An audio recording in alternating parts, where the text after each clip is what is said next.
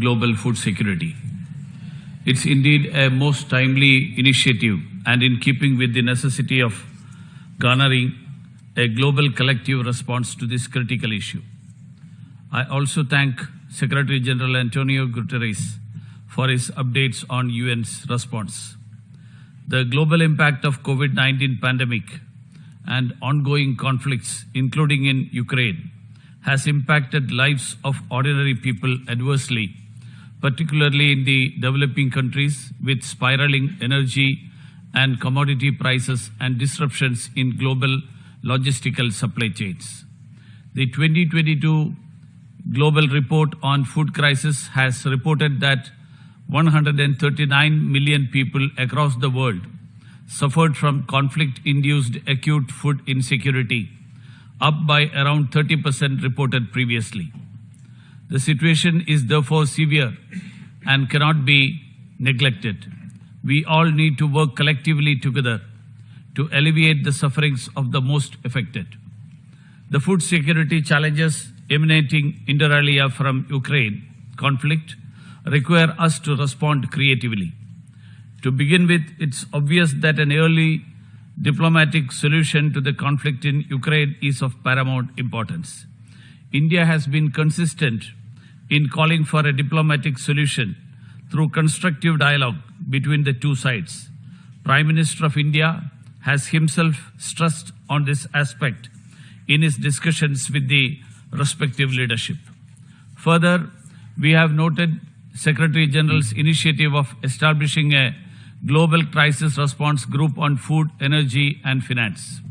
We appreciate Secretary General's call for exempting purchases of food by WFP for humanitarian assistance from food export restrictions with immediate effect.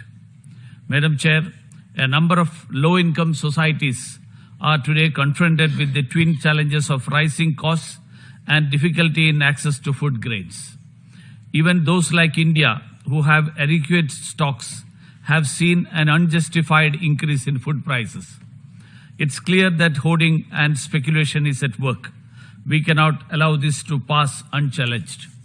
My government has recognized the sudden spike in global prices of wheat, which put our food security and those of our neighbors and other vulnerable countries at risk.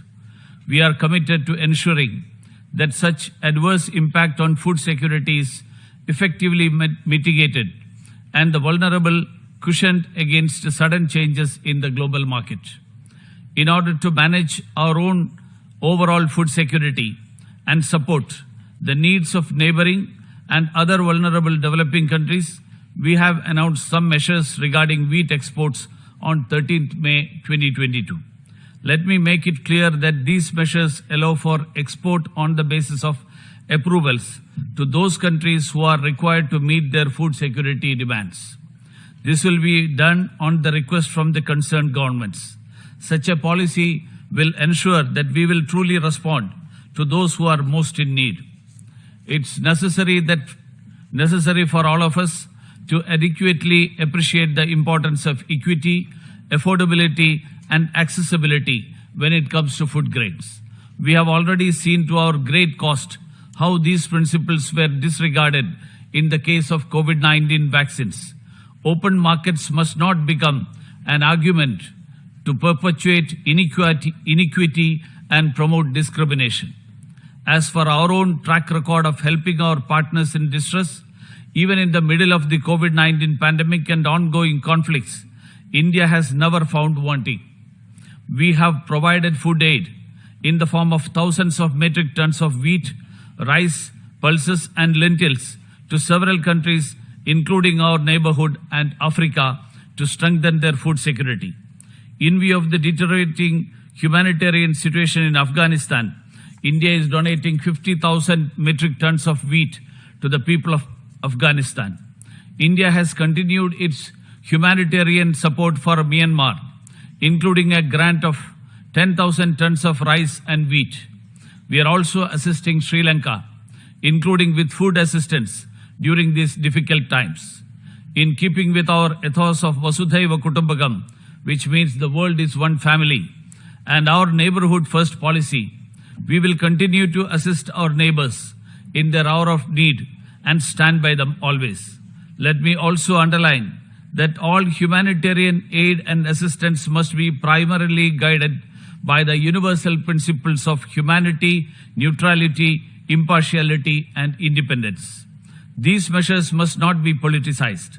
There is an urgent need for the donor community to scale up assistance to conflict-affected countries and to ensure that humanitarian agencies receive the necessary funding to fully execute their plans without politicization of basic needs of the people.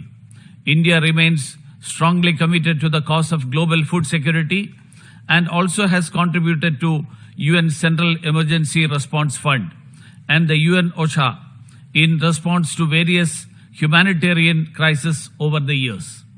Our spearheading of the UN General Assembly resolution for declaring year 2023 as the International Year of Millets was aimed at addressing similar such food security challenges. In conclusion, Madam Chair, let me emphasize that India will play its due role in advancing global food security, and it will do so in a manner in which it will uphold equity, display compassion, and promote social justice. Thank you, Madam Chair.